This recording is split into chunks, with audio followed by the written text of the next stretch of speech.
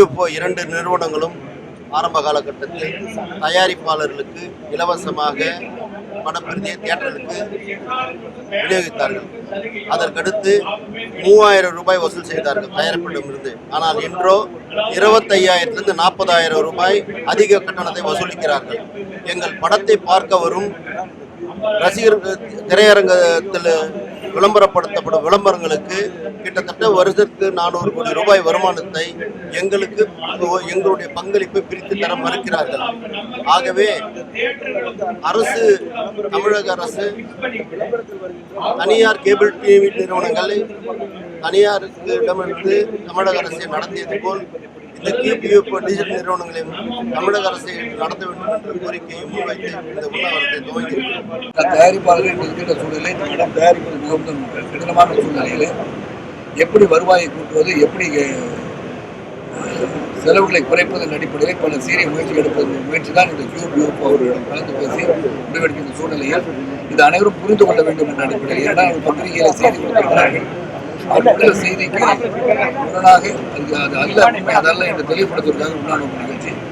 ஆக இந்த உண்ணாநோக்கு நிகழ்ச்சிக்கு என்னுடைய தலைமையான கோரிக்கை என்னவென்றால் தயாரிப்பாளர் சங்க தலைவர் மற்றும் அந்த தயாரிப்பாளர் சங்கம் அவருடைய அமர்ந்து பேசி UFO அமர்ந்து பேசி சுமூகமான முடிவு எடுப்பார்கள் என்று நம்பிக்கை இருக்கிறது. இந்த முயற்சி அனைவரும் சிறப்பாக, கலைப்புறம் சிறப்பாக இருக்க வேண்டிய அடிப்படையில் எடுக்கின்றோம். ஒரு ப்ரொஜெக்ட் பண்ணி வெளியே வரதுக்குள்ள நிறைய தடைகள் இருக்கு. ஸோ ஐ திங்க் இதுதான் ஃபைனல் அவுட்புட். இந்த ஃபைனல் அவுட்புட்ல இந்த மாதிரி ஒரு தடை வரும்போது உண்மையிலே ஃபிலிம் மேக்கர்ஸ்க்கும் சரி, ப்ரொடக்ஷனுக்கும் சரி, ப்ரொடியூசர்ஸ்க்கும் சரி எல்லாருக்கும் ஒரு ஹிண்ட்ரன்ஸாக இருக்குது. ஸோ நிச்சயமா இது எல்லாமே ஒரு கலந்து ஒரு சுமூகமாக ஒரு விஷயமா நடக்கணும்னு நினைக்கிறது. இந்த பிரச்சனைக்காக உண்ணாவிரதம் ரொம்ப ரொம்ப ஒரு முக்கியமான ஒரு காலகட்டம். கண்டிப்பாக இப்போ ஒரு முடிவு கொண்டு வர ஒரு விஷயம் இல்லை.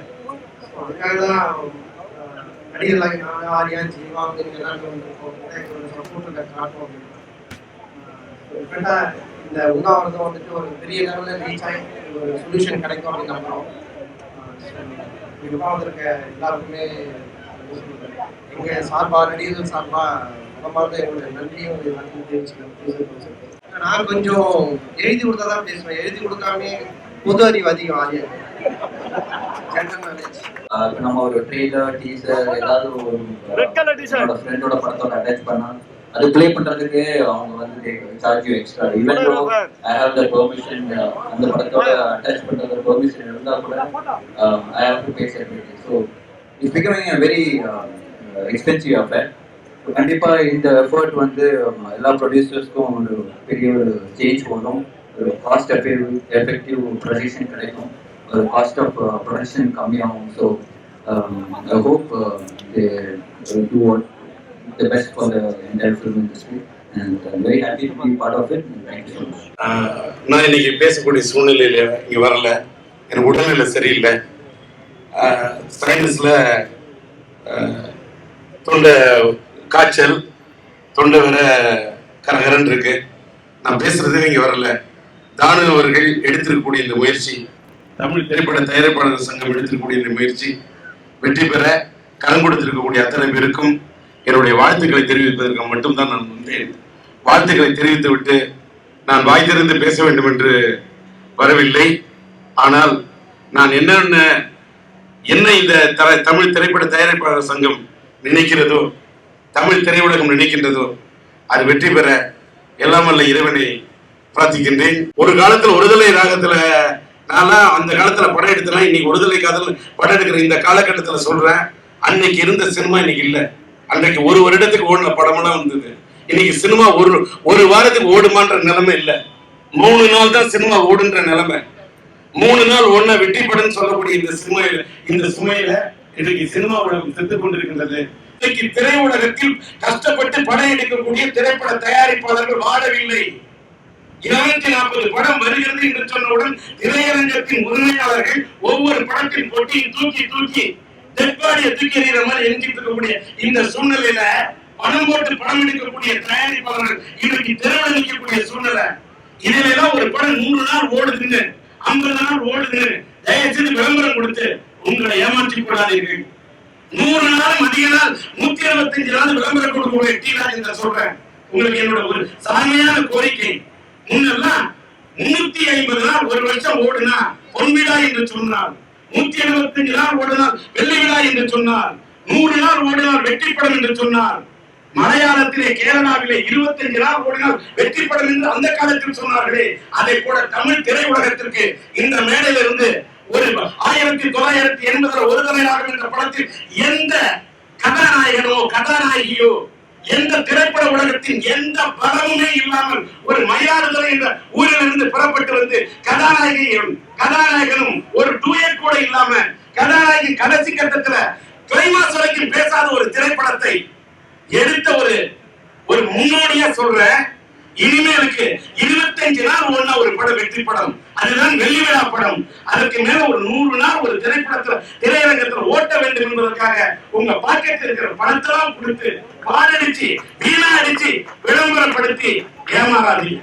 ஒரு லிங்கா படத்துக்கு சூப்பர் ஸ்டார் ரஜினிகாந்த் நடிச்ச படத்துக்கு பிச்சை எடுக்கும் போராட்டம் நடத்தப்படும் என்று இந்த நாட்டில் சொல்லப்படுகிறது என்று சொன்னார். இதை விட சினிமாவுக்கு ஒரு அவலமான கேவலமான சூழ்நிலை இருக்குமா? சிந்தித்து பாருங்கள். எல்லா படத்துக்கும் 100 ரூபாய் டிக்கெட், 150 ரூபாய் டிக்கெட். திரையரங்கத்துல ஒரு குற்றவாளிகளா படம் பார்க்கிறவன் தண்ணி கொண்டு வரக்கூடாது. இந்த நாட்டில் என்ன ஜனநாயக வன்மை? தண்ணி கொண்டு வர முடியாது. ஒவ்வொரு பான்படம் அங்க விற்கக்கூடிய அங்க இருக்கக்கூடிய ஒரே ஒரு பாப்கார்ன் வாங்கினா எவ்வளவு ரூபா? ஒரு படத்தோட டிக்கெட்டை தாண்டி வண்டியை நிறுத்தினா அந்த வண்டிக்கு வாங்கக்கூடிய கட்டணம் எவ்வளவு? எல்லா திரையரங்கமும் காம்ப்ளெக்ஸா? காம்ப்ளெக்ஸ் திரையரங்கம் எல்லாம் ஒண்ணாயிட்டுமா? எல்லாம் சத்தியம் திரையரங்கமா? ஏன் ஏவிஎம் ராஜேஸ்வரி 50 ரூபாய் ஒரு டிக்கெட் பணம் ஓடவில்லையா? அந்த படம் அங்க ஓடுது. இதிலிருந்து தமிழ்நாட்டிலே மற்ற திரையரங்குகளை சாதாரண படங்கள் எல்லா படமும் ஒரு நிலையாகும் ஒரு வாரத்தில் தேட்டர் விட்டு தூக்கப்பட்ட படம், 3ஆவது நாள் தேட்டர் விட்டு தூக்கப்பட்ட படம், லட்சக்கணக்கில் ஓடுது. அப்போ ஒரு படத்துக்கு மவுத்ராக் வரணும், எங்கிருந்து வரும்? வரத்துக்கு விடுறீங்களா? பிரீச்சிங் டைம் இருக்கா? இன்னொன்னு, இன்றைக்கு அவங்க செல்போன் வச்சுக்கிட்டு யூடியூப், செல்போன், வாட்ஸ்அப் உடனே ஊடகத்துல மாப்பிள்ள படம் கூப்பிடா உள்ள போயிடாத. இந்த சூழ்நிலை நீதி படம் ஓடணும்னா எங்கிருந்து ஓடும்? எங்கிருந்து வாழும்? நம்ம தயாரிப்பாளர்களுக்கு நான் சொல்றேன், நம்ம நடிகர்களுக்கு நான் சொல்றேன், எல்லா ரூபாயும் நாமே சம்பாதிக்க வேண்டும் என்று நினைத்தால் மக்களை கொள்ளையடிக்க முடியாது. மக்கள்கிட்ட இவ்வளவு ரூபாய் பணம் வசூலிக்க முடியாது. சாதா படத்துக்கு சாதா கட்டணம் தான் வசூலிக்கணும். இதை எடுத்து சொல்ல வேண்டும். இந்த கொள்கையை, இந்த லட்சியத்தை எந்த மேடை கிடைத்தாலும், எந்த ஒளிபெருக்கி கிடைத்தாலும் உறக்க சொல்வோம் ராஜேந்திர என்ற மொழியில் இந்த மேடையிலே பதிவு செய்கிறேன். இதற்காக இந்த திரைப்பட உலகம் போராட வேண்டும். பேசக்கூடாது நினைச்சேன், தொண்டை கட்டியிருந்தாலும் பரவாயில்ல, பேச வேண்டிய இடத்துல பேச வேண்டியதான் போகணும் என்ற காரணத்தால் பேசிவிட்டேன். பேசிவிட்டு மட்டும் சொல்லவில்லை, பேசிட்டு மட்டும் போல கத்தி எடுத்து எந்த கருத்தை எப்படி சீவனும் வீச்சுக்கு தான் போற என்பதை சொல்லிவிட